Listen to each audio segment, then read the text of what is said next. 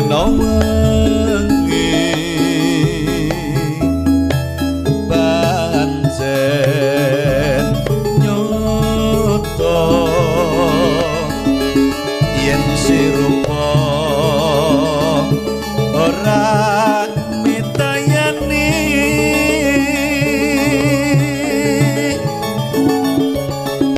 nanging aku wis kebacut tresno angel nggonku anggon cadi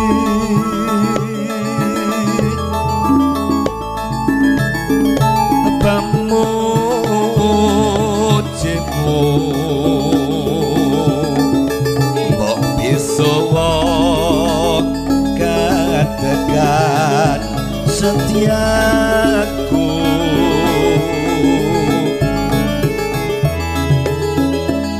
keteras nanku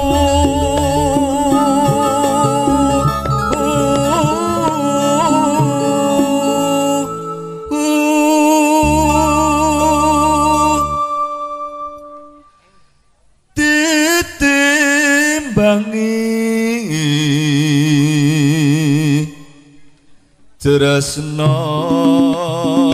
kang satuku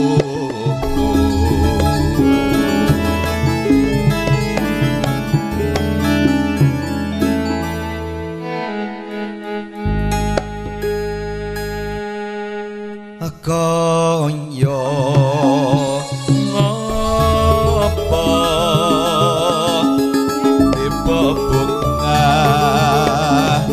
rasa jroning ati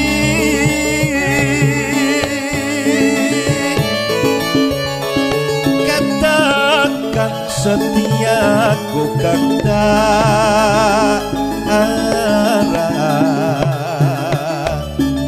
bejo nggon